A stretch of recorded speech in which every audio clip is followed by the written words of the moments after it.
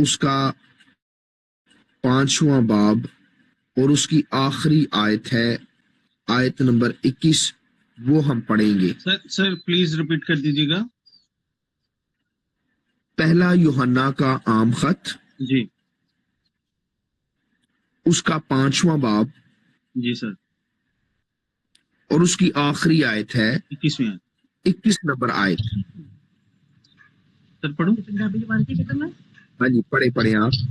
ہے بچیو تسی اپنے آپ نو مورتیاں تو بچائی رکھو، آمین۔ اے بچوں اپنے آپ کو بتوں سے بچائے رکھو، آمین۔ آمین۔ پولس یہ خط یوحنا نے لکھا ہے، یسوع مسیح کا پیارا سب سے چھوٹا شاگرد، اور یسوع مسیح نے اپنی ماں کی ذمہ داری یوحنا کو سونپی، اور یوحنا افسس میں خدمت کرتا، اور اس نے پتمس کے جزیرے پر مکاشفہ کی کتاب کو بھی تحریر کیا، اور یہ یسوع مسیح کے بہت قریبی اور پیار کرنے والا شاگرد تھا، اور اس نے کلیسیا کو مخاطب کر کے، کیونکہ یہ عمر رسیدہ تھا اس لیے لفظ استعمال کر رہا ہے، اے بچوں۔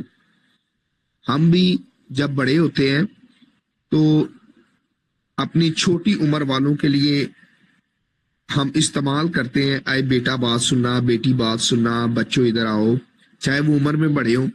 لیکن پولس بھی یوحنا بھی ایک کلیسیا کا رہنما ہوتے ہوئے وہ اپنے اندر ایک باپ کی اسپرٹ رکھتا ہے، ایک باپ کا بوجھ رکھتا ہے، اور وہ لفظ استعمال کر رہا ہے، اے بچوں۔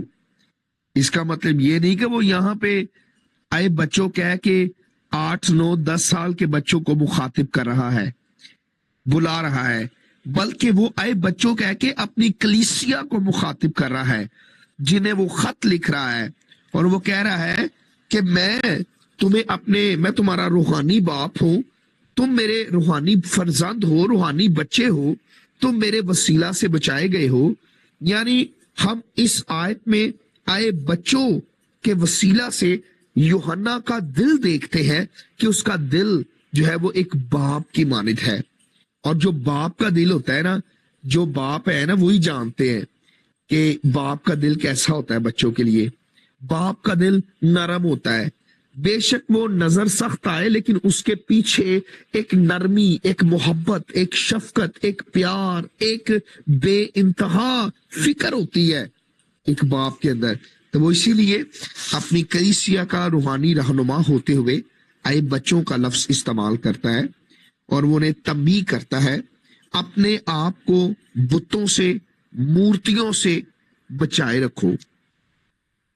اب بتانا چاہتا ہوں، پرانے عہد نامہ میں سب سے بڑا حکم خدا نے دیا تھا کہ پہلا حکم ہے تو ایک خدا کی عبادت کرنا، تو اس کے علاوہ کسی اور کی عبادت نہ کرنا۔ یہ پہلا حکم ہے کہ اپنے دل و جان سے اپنے خدا کی عبادت کر، اور اگر اس کا اپوزٹ کر لیں تو اس کا یہی بنتا ہے کہ جو ہے وہ اپنے خدا کی اگر عبادت نہیں کر رہا تو کسی بت کی عبادت کر رہا ہے، تو کسی مورتی کے سامنے جھک رہا ہے۔ اور سب سے پہلا جو گناہ ہے وہ یہی ہے کہ پہلے حکم کو توڑنا اور ایک خدا کو چھوڑ کر کسی اور کی عبادت کرنا۔ زبور 16 میں لکھا ہے کہ غیر معبودوں کے پیچھے دوڑنے والوں کا دکھ بڑھ جائے گا۔ بائبل بیان کرتی ہے، پرانا عہد نامہ، نیا عہد نامہ بیان کرتا ہے کہ جب ہم غیر معبودوں کی طرف جائیں گے تو ہمارے دکھ بڑھ جائیں گے، اور ہماری زندگی میں تکلیف کا، مشکلات کا، مصیبتوں کا یہ اضافہ ہو جائے گا، کیونکہ مسیح کو چھوڑ کر ہم مشکلات میں، مصیبتوں میں، دکھوں میں پڑ جاتے ہیں۔ میرے عزیزوں، پرانے عہد نامے میں تو حکم تھا ہی کہ تم بتوں کی عبادت نہ کرنا، تو ایک خدا کو ماننا، لیکن آپ سوچے کہ اب ہم نئے عہد نامہ میں سے یہ حوالہ پڑھ رہے ہیں کہ تم کسی بتوں کے سامنے سجدہ نہ کرنا، اپنے آپ کو بتوں سے بچائے رکھو۔ یہ تو نیا عہد نامہ ہے۔ اس کا مطلب ہے کہ نئے عہد نامہ میں کلیسیا میں بت آ گئے تھے، کلیسیا میں، ابتدائی کلیسیا میں مورتیاں آ گئی تھیں، ابتدائی کلیسیا میں لوگ بت پرستی کی طرف اٹریکٹ ہونا شروع ہو گئے تھے، اور یوحنا کو بھی کہنا پڑ گیا کہ اے میری کلیسیا، اے خدا کے ماننے والوں، اے ایمانداروں، اے بچوں، اپنے آپ کو بتوں سے بچائے رکھو۔ آج بھی آپ جانتے ہیں کہ کئی کلیسیا جن میں ایک رومن کیتھولک نمایاں ہے، ان کے چرچ میں چلے جائیں تو ان کے چرچ میں بت پڑے ہوتے ہیں، اور پینٹی کاسٹل میں بے شک وہ بت تو نہیں پڑے ہوتے، چونے کے، مٹی کے، اینٹوں کے بت تو نہیں بنے ہوتے، لیکن کلام مقدس ہمیں کہتا ہے کہ بغاوت اور جو ہے وہ بت پرستی کے برابر ہے، سرکشی جو ہے وہ بت پرستی کے برابر ہے۔ ضروری نہیں کہ آج آپ بت کی عبادت کر رہے ہو تو آپ بت پرستی کر رہے ہیں۔ اگر آپ خدا کی بغاوت کر رہے ہیں، اگر آپ خدا کے سامنے اس کے حکموں کو نہیں مان رہے، اگر آپ خدا کے سامنے اس کی تابع داری نہیں کر رہے ہیں، اگر آپ خدا کی بات نہیں مان رہے ہیں، تو اس کا مطلب ہے آپ بت پرستی کر رہے ہیں۔ آئے ہم خداوند کے کلام میں سے دیکھتے ہیں، پہلا سیموئیل کا خط پرانے عہد نامے میں سے، پہلا سیموئیل میرے ساتھ نکالیے،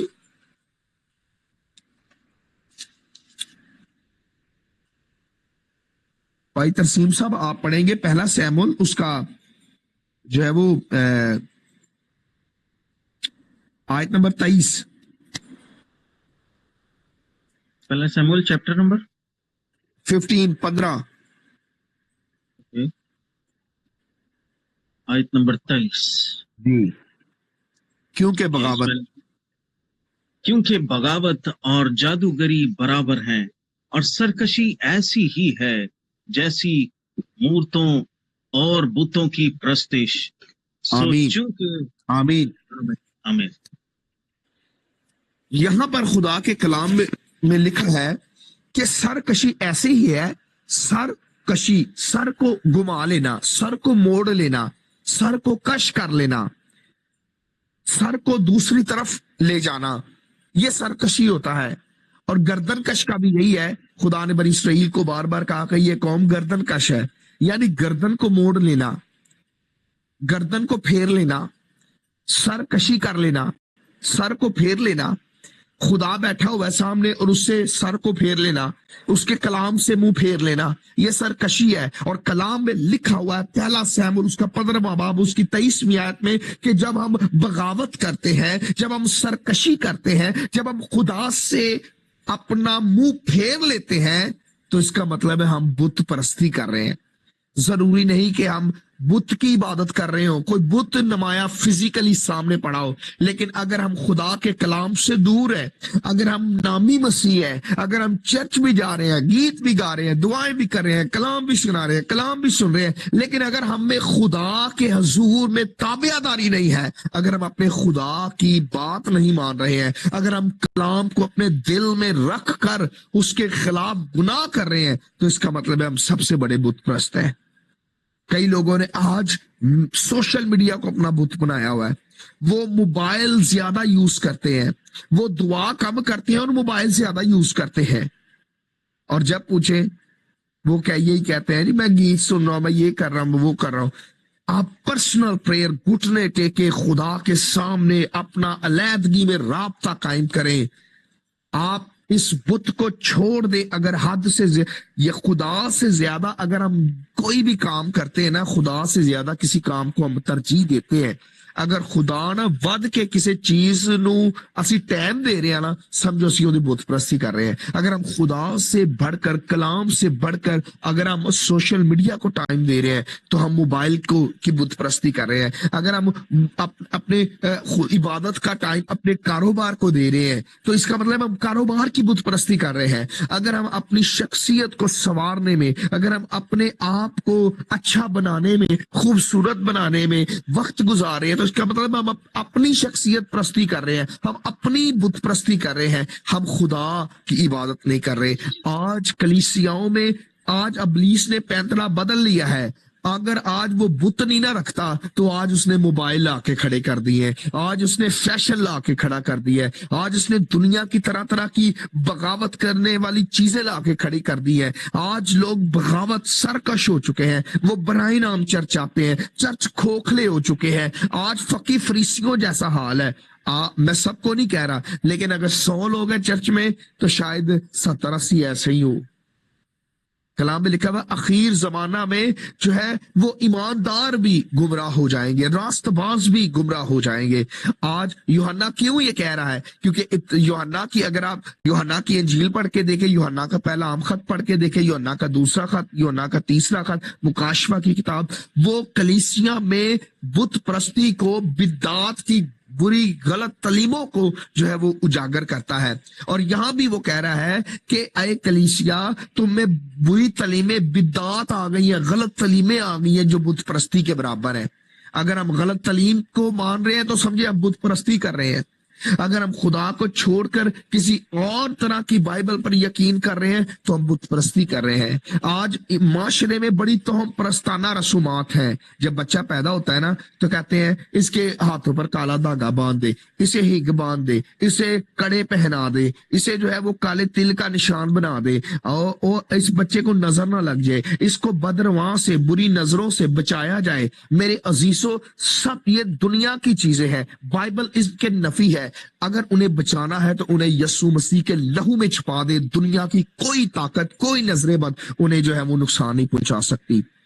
آج ہمیں یسوع مسیح کا خون ہمارے لیے پروٹیکشن ہے. یہ دنیا, یہ معاشرے کی توہم پرستانہ رسومات میں ہم جکڑے ہوئے ہیں. میرے عزیزوں, ہمیں خدا کے کلام کی طرف آنا ہے. یہ سب بت ہیں جو آج خاندانوں میں, کلیسیاؤں میں گھسے بیٹھے ہیں. ہمیں ان سے بچنا ہے, اور سرکشی سے بچنا ہے, بغاوت سے بچنا ہے, نافرمانی سے بچنا ہے. اور ہمیں کلام میں لکھا ہوا ہے, اسی اب جو سامنے آیت پڑھی نا, پہلا سیموئیل 15 باب اس کی 23 آیت, اور پہلا سیموئیل 15 باب اس کی 22 آیت میں, یعنی 23ویں سے اوپر والی آیت میں لکھا ہوا ہے کہ بات ماننا, حکم ماننا قربانی چڑھانے سے بہتر ہے. ہم کئی دفعہ بڑی قربانیاں چڑھاتے ہیں, دعائیں کرتے ہیں. قربانی چڑھانے سے مراد آج کے دور میں عبادت کرنا ہے, گیت گانا ہے. ہم جانور لے کے اس کا گلا نہیں کاٹتے, قربانی نہیں, ذبح نہیں کرتے ہیں.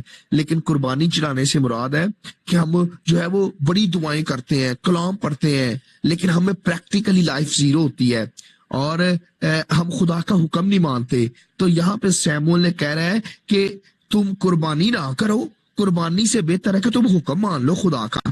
انہیں پیسے خرچ کرنے نے, جانور لے کے آنا ہے, ذبح کرنا ہے, اور اتنے پیسے خرچ کر رہے ہیں, تو انہیں پیسے خرچ نہ کریے, قربانی نو نہ اہمیت دیے, بلکہ اسی حکم مان لیے, خدا دی گل مان لیے, وہ زیادہ قدرے بہتر ہے. تو اسی لیے آج چرچز میں لوگ بڑا کچھ کر رہے ہیں لیکن وہ حکم نہیں مان رہے. وہ بڑا کچھ دے بھی رہے ہیں لیکن وہ حکم نہیں مان رہے. اسی لیے یسوع مسیح نے کہا تھا, اگر ہم متی کی انجیل دیکھیں تو اس میں یسوع مسیح نے پہاڑی واس کے اندر کہا تھا کہ اگر تیرا بھائی تجھ سے ناراض ہو تو تو کیا کر, اگر تجھے یاد آئے, اگر ذہن میں آ جائے نا کہ میرا بھائی مجھ سے خفا ہے, تو کیا کر. یہ میں حوالہ آپ کو بتا دوں, یہ پڑھیں گے نہیں لیکن میں صرف آپ کو بتا دوں, آپ بعد میں دیکھ سکتے ہیں. یہ ہے جی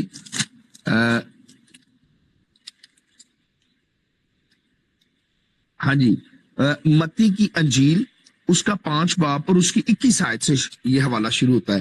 لکھا ہے, اگر تجھے یاد آئے نا کہ تیرا بھائی تجھ سے ناراض ہے تو ایسا کر کہ تو نا فوراً اپنی, اگر تو قربانی کر رہا ہو قربان گاہ پہ, اس کا مطلب اگر تو ڈیورنگ عبادت میں ہو, اگر تو عبادت کے دوران ہو نا, گیت گا رہا ہو, تجھ میں مسا آیا ہو, اور تو یسوع کا نام جپ رہا ہو, اور تیرے گیت جو ہے وہ بہت زیادہ ہو گئے, اور تو پرستش کر رہا ہو, بڑے مسا میں جو ہے وہ مسرور ہو کہ میں خدا کی عبادت کر رہا ہوں. اگر تجھے یاد آ جائے قربان گاہ پہ عبادت کے دوران کہ میں نے اپنے بھائی کو جو ہے وہ پاگل کہا ہے, یا میرا بھائی مجھ سے ناراض ہے, تو کلام میں لکھا ہوا ہے, یہ خود یسوع نے کہ تو عبادت وہیں پہ چھوڑ دے, تو इबादत छोड़ के पहले अपने भाई से सुलह कर, पहले मेरा हुक्म मान के अपने पड़ोसी से अपनी मानद मोहब्बत रख, अपने भाई से अपनी मानद मोहब्बत रख। पहले मेरा ये हुक्म मान ले, पहले तो अपने भाई से सुलह कर ले, फिर आके इबादत कर लेना, फिर आके कुर्बानी कर लेना। आज बरकतें उड़ी हुई है, इबादत हो रही है, कुर्बानी हो रही है, लेकिन नाल वाला भरा नाराज बैठा है। वो भाई के अंदर हम मोहब्बत नहीं देखते और ना करते हैं। आज खोखली है इबादत। ये फकी फरीसियों के लिए उस वक्त कलाम था कि जाओ कुर्बानी छोड़ो, जाओ तुम इबादत छोड़ो, जाओ तुम हैकल में इबादत ना करो, पहले जाके अपने भाई से सुलह करो, मोहब्बत करो। ये बुत है जो नफरत के हैं, ये बुत है जो नाफरमानी के हैं, ये बुत है जो लड़ाई झगड़े तफिरके जुदाइयों के हैं। ये हमने इनसे बचना है। और यूहन्ना की बात आपसे कहता हूं, आए बच्चों, आए कलीसिया, अपने आप को बुतों से बचाए रखो। खुदावंद आज के कलाम पर हमें अमल करने का फजल अता फरमाए। आमीन। आमीन आमीन आमीन आमीन।